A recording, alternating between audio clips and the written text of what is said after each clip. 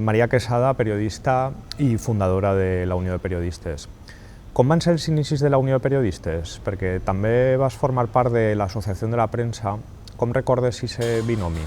Sí, es que al terminar la carrera solo estaba la Asociación de la Prensa, que era pues bastante naftalínica, pero no había otro remedio, sino no te obligaban, pero era conveniente, entonces interesaba, vamos. Y durante un tiempo solo estaba la asociación, tenía un cuadro de médicos, en fin, funcionaba prácticamente bien, luego supimos a veces por qué. Entonces surge la Unión de Periodistas del País Valencià. Yo ya llevo poco tiempo porque enseguida me marché fuera de Valencia y digamos que mucha gente teníamos la doble militancia. Y ya, cuando ya me voy, pues sigo siendo de la Asociación de la Prensa, de los sitios donde me voy, de Murcia, de Sevilla. Y cuando regreso en el año 94, ya está constituida la Unión de Periodistas, de la Asociación de la Prensa no queda nada, la hoja del lunes fracasó y me meto porque creo que hay que estar unidos. No te digo que funcione muy bien, iría más hacia el colegio, sé que eso enfada mucho a los compañeros de la Unión de Periodistas, pero esa fue la historia, no? Com és el treball en una agència? Perquè tu has estat 30 anys en l'agència EFE. Sí, he estado más de 30 años, entre fija y prácticas y sustituciones. Pues mira, para mí la agencia EFE o Europa Press, me da igual, es una escuela buenísima para los periodistas, para los profesionales. ¿Por qué? Porque tocas muchos temas, te hacen vivir a pie de calle, o sea, no estás siempre en la redacción, ni muchísimo menos, y entonces yo he visto cómo gente, bueno, a mí me formaron en sucesos, en política, en todo, y lo he vivido pues muy bien, me ha permitido, he estado en varias ciudades, en varias delegaciones, me ha permitido conocer a gente para mí muy importante, poder entrevistar a Severo Ochoa, por ejemplo, es un lujo, a Kraus. En política es lo que menos he tocado, porque quizás como me conocen o me conocían, no tenía muy claro que yo aguantara determinadas cosas, pero sobre todo es la variedad y la formación. Y bueno, ahora con audiovisuales todavía más. I amb aquesta llarga experiència, com va ser als inicis ser dona i periodista?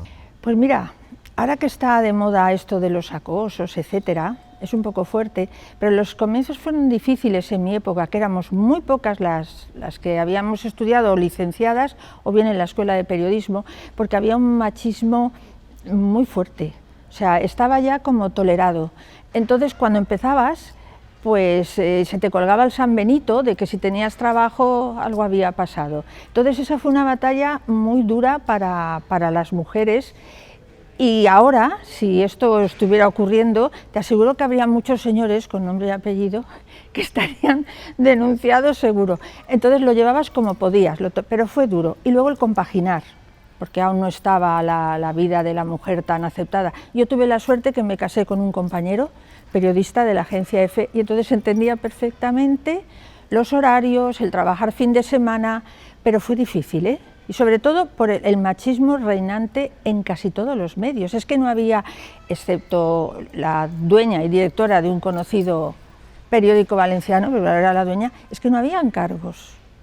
Entonces fue una cosa de luchar y de demostrar que el puesto nos lo habíamos ganado por nuestra profesionalidad, no por otras cosas. I en la teua llarga experiència professional, quins han sigut els majors atemptats contra la llibertat d'expressió que has viscut?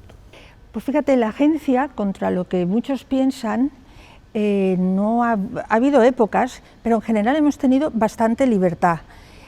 Por ejemplo, en el caso contrario de atentar contra la libertad de expresión, yo estaba en Sevilla cuando ocurrió el caso Juan Guerra, si os acordáis, y te aseguro que no se nos cortó para nada tipo de información. Influye mucho el delegado que esté, o sea, tu jefe, pero el atentado que recuerdo con pavor contra mi libertad de expresión y contra la de mi medio fue el día de la reflexión, después del 11 de marzo, el día de la reflexión antes de las elecciones, que fue un domingo 14. A mí me tocó guardia y estaba sola, porque las guardias en EFE eran un solo redactor.